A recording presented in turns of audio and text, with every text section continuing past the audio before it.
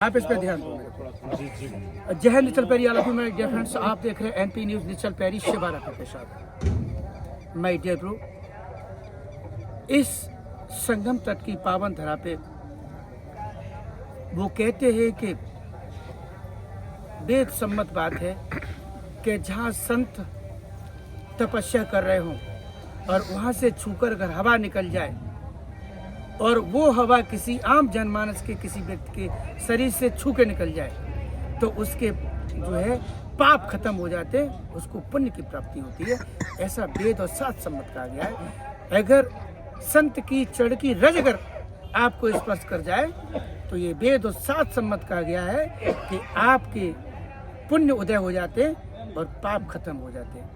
मैं जिस महान विभूति से आपको रूबरू करा रहा हूँ वो भी संत हैं और पहुंचे हुए संत हैं। भगवान सबसे पहले अपना परिचय दें प्रभु।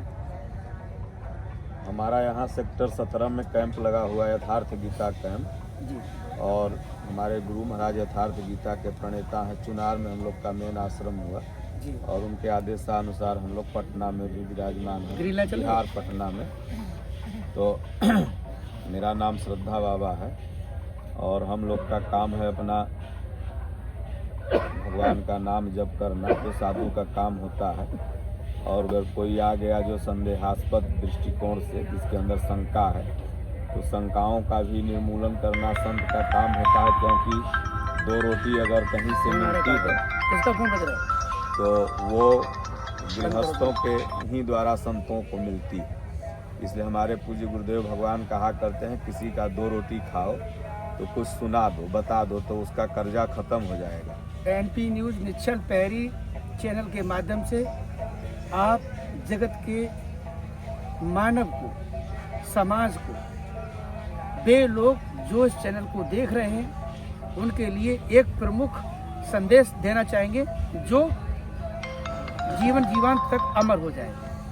सृष्टि में जो कोई भी जन्मा दो हाथ पैर वाला है तो वो मनुष्य, और यहाँ जो तमाम जातियाँ उपजातियाँ बना दी गई तो ये सदैव रही है, त्रेता में भी रही, सतयुग में भी रही, लेकिन इनका काम लड़ने के लिए नहीं।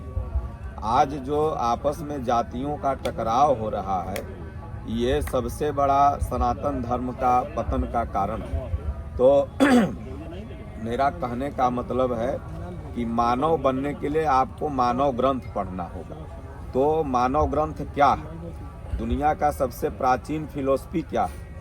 तो प्राचीन फिलोसफी है श्रीमद् भगवत गीता, जिसको अमेरिका ने भी माना है। और अमेरिका छोड़िए, जितने भी वेद और शास्त्र की रचना करने वाले स्वयं महर्षि वेदव्यास, वो भी कहते हैं कि एकम शास्त्रम देवकी पुत्र गीतम। ये जो शास्त्र है ये भगवान कृष्ण के मुख से निकली हुई वाणी गीता। उन्होंने ये वेद को शास्त्र नहीं बताया, अथर्ववेद को शास्त्र नहीं बताया, ऋग्वेद को नहीं बताया, यजुर्वेद को नहीं बताया, पुराणों को नहीं बताया। बताया किसको? तो गीता को। और गीता मानव ग्रंथ है। गीता में भगवान कहते हैं ममय वांसो जीव लोके। अभी मैं आपको ले चलूँगा और वहाँ वो पुस्तक दूंगा फ्री। 10 लाख गीता, श्रीमद् भगवत गीता की सुंदर हिंदी व्याख्या यथार्थ गीता पूरे कुंभ में गुरु महाराज के द्वारा बांटी जा रही है।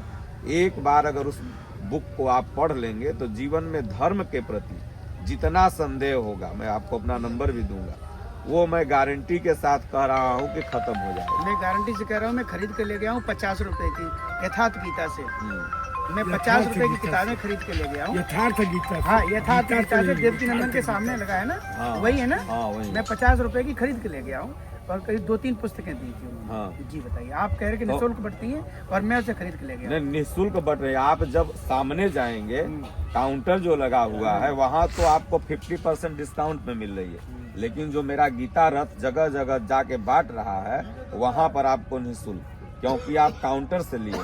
तो काउंटर पर कोई चीज का अगर आप मूल्य चुका के लेते हैं तो उसके प्रति प्रेम रहता है। अगर आपका ये बिल्ला 10 रुपया इसमें लगा है छपाने में तो आपका खो जाएगा, कहेगा बिल्वा कहाँ है, 10 कदम आप ढूंढिएगा इसको। लेकिन अगर फ्री में मिला रहेगा, छोड़ो यार फ्री में तो मिला था, गिर गया कोई बात नहीं। तो इसलिए वो काउंटर से आपने लिया है। आपको मैं चौके दिखाता हूँ कि करीब 4 गीता रथ हैं जो कि फ्री ऑफ कॉस्ट बांट रहे हैं। तो आपके घर पर हम गए आप वहाँ मतलब के जो स्वागत सत्कार किए, रास्ते में जो मिले, वो दोनों में अंतर है। तो आप काउंटर से कोई भी चीज़ खरीदेंगे, क्योंकि वो दुकान हो गया, वहाँ दुकान का मतलब ही होता है क्रय और विक्रय। तो इसलिए मैं जो टॉपिक से आपने भटकाया, तो मानव ग्रंथ केवल श्रीमद् भगवद गीता, धर्म की सही परिभाषा न जानने के कारण हम सब लोगों में विवाद है। और गीता को भगवान कहते हैं ममय वांसो जीव लोके जीव भूता सनातन। ये नहीं कहते हैं कि ममय वांसो पंडित जी, ममय वांसो यादव जी, ममय वांसो चमार जी। वो कहते हैं ममय वांसो जीव लोके, सारा जीव ही अर्जुन मेरा वंशज है। गोस्वामी तुलसीदास जी पर अभी विवाद हुआ, लेकिन वो इतने महान संत थे, वो कहते हैं बड़े भाग मानुष तन पावा। वो नहीं कहते बड़े भाग यादव तन पावा, बड़े भाग राजपूत तन पावा, बड़े भाग दुसात तन पावा, बड़े भाग चमार तन पावा। स्वयं ब्राह्मण परिवार में जन्मा हुआ संत वो कहता है कि बड़े भाग्य मानुष तन पावा। तो गीता का ही अनुवाद तो श्री रामचरितमानस है। कबीर साहब भी कहते हैं कि भाई यहाँ सब मनुष्य है, एक ही घट का पानी है। कबीर साहब भी गीता ही पढ़ रहे थे। गीता में भगवान ने कहा अर्जुन ईश्वरः सर्वभूतानां हृदय से अर्जुन तिष्ठति। तो कबीर कहते हैं मोको कहाँ ढूंढे बंदे, मैं तो तेरे पास रे। नाम काशी नाम काबा ना मथुरा कैलाश रे। ये 5,000 करोड़ रुपया सरकार खर्च की है। ये कुंभ का क्या उद्देश्य? आपने महाराज जी से पूछा है। कुंभ का केवल एक ही उद्देश्य है, वो भरद्वाज और याज्ञवल्क्य संवाद आप पढ़ लीजिए। भरद्वाज मुनि बसहि प्रयागा, तिनहि राम पद अति अनुरागा। राम के प्रति बहुत अनुराग था, लेकिन कुछ संशय था। मानस जो लिखा गया उसमें 4 संशय आया है।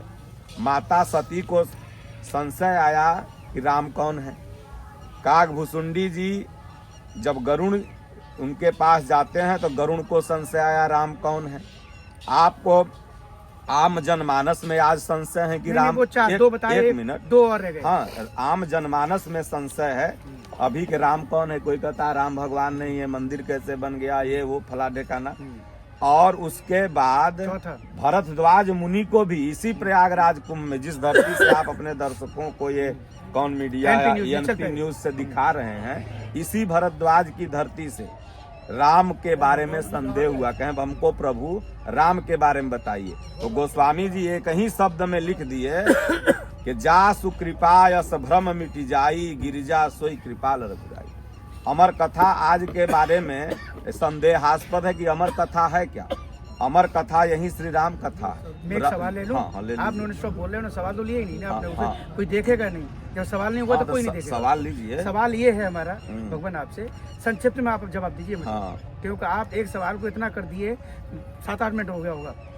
वह नाम बताइए जिसको भगवान शंकर जपते हैं, वह नाम बताइए जिसको भगवान विष्णु जपते हैं, ब्रह्मा जपते हैं। वह नाम बताइए जिसे भगवान राम ने जपा। वह नाम बताइए जिसे भगवान वासुदेव कृष्ण ने जपा। वो कौन सा नाम है? परमात्मा का जो नाम है वो अनंत है। नहीं समझ रहे हैं?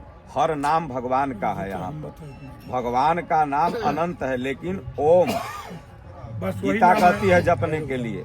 मानस राम कहता है जपने के लिए, राम सकल नामन ते अधिका। बहुत से लोग शिव शिव जपते हैं, लेकिन प्रमुख नाम ओम है। ओम इत्येकाक्षरम ब्रह्म व्याहरण मा मनुष्मनन यह प्रयाति तजन देहम स याति परमाम गति। आज तमाम कथावाचक कहते हैं राधे राधे जपो, कोई कहता है गुरु गुरु जपो।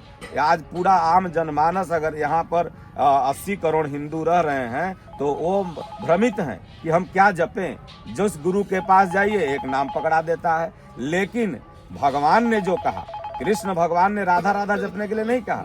अगर राधा राधा जपने के लिए अगर मुक्ति मिलती तो अपने सबसे प्रिय शिष्य अर्जुन को जरूर कहते कि राधा राधा जपो, लेकिन वो कहते नहीं ओम जपो।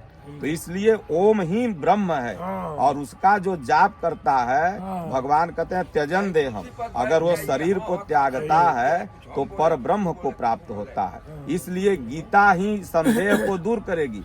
भविष्य पूरी दुनिया में अगर आप गीता नहीं पढ़ेंगे, कंफर्म नहीं होंगे, इसी तरह धार्मिक विवाद होते रहेगा।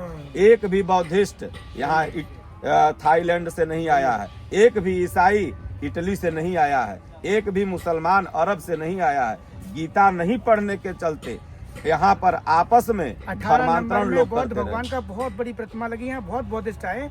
मेरे को लग रहा है आपको जानकारी नहीं। 18 मैं नंबर गया था अभी आप मैंने उनका वीडियो बनाए हैं। हाँ। और बहुत बड़ी प्रतिमा लगी, विशाल प्रतिमा लगी भगवान बुद्ध हाँ, की। हाँ। और वहाँ से बहुत कई देशों के लोग वहाँ रुके हुए हैं। हाँ, मैं हाँ। प्रवास में हैं वो लोग। बहुत बढ़िया मैं- क्वेश्चन आप- किया। आप जो है कहने मैं के आप अभी- जगह नहीं देते बोलने के लिए, आप हाँ। नॉन स्टॉप बोलते हाँ, हैं, बोलिए। तो फिर वो लोग देखेंगे नहीं। हाँ। आप काउंटर भी तो लिया करिए हाँ, सवाल बोलिए। का। जैसे आपने ये कहा कि एक भी बौद्धिस्ट नहीं आया, उसका सवाल का जवाब है कि 18 नंबर में भगवान बुद्ध की बहुत बड़ी प्रतिमा है, वहाँ लगी हुई है और वहाँ पे बहुत सारे बौद्धिस्ट आए हुए हैं। भगवान बुद्ध क्या जन्म से बौद्धिस्ट थे क्या? भगवान बुद्ध क्या थे? भगवान बुद्ध सनातन धर्म में पैदा हुए थे ओम जपे थे। और ओम जपे थे और राजगीर में उन्होंने तपस्या किया, मेरे आश्रम के बगल में ही। ये लोग, मेरा ये कहने का मतलब नहीं है कि ये लोग जो जहर समाज में फैलाते हैं, जो हमारे लोगों को तोड़ करके अपने में लेते हैं, ये दिक्कत है ना। हम भगवान बुद्ध जो हैं वो हमारे हैं, वो सनातनी हैं, क्षत्रिय घर में पैदा हुए थे, बिहार में उनका जन्मभूमि है, तो हम भी मानते हैं भगवान बुद्ध के उपदेशों को। तो इसलिए हम इतना ही कह रहे हैं। अभी मैं गया था उनके कैंप में, वो जो उसका व्यवस्थापक है उसको बोलने का भी शऊर नहीं है। कहा कि हाँ यहाँ मत आइए मत आइए मत आइए। हम कहे इस सन्यासी का फोटो लगा करके, मैं राजगृह में भी गया था, जो झूला पर विवाद हो गया जापानियों से, हमने कहा कि ऐसा क्यों तुम लोग करते हो? सन्यासी का तुम बोर्ड लगा करके और उसके बाद तुम अंदर में खेला करते हो, तुमको धर्मांतरण के लिए पैसा मिल रहा है। जब से मोदी सरकार आई है, इनकी सारी क्राउड फंडिंग रुक गई है। और पहले मैं देखता था, आप भी पत्रकार है, देखते रहे होंगे, एक मिनट, चल रही भर गई है। चर्च जो थे पहले साल भर में 3 बार पेंट होते थे ईसाइयों के, और आज चर्च साल भर में 2 बार भी पेंट नहीं हो रहे, 1 बार नहीं हो रहे हैं। क्यों? क्योंकि क्राउड फंडिंग इनकी नहीं आ रही है। माय डियर ब्रो, जैसा कि अभी देखा स्वामी जी ने बताया है कि धर्म के बारे में बताया और साधु संतों के बारे में बताया। सबसे बड़ी बात बताई वो यथार्थ गीता के बारे में बताई, जो 4 तरीके की जो समाज में जो भ्रांतियां हैं उनके बारे में भी बताया, और ये बहुत अच्छा साक्षात्कार दिया इन्होंने।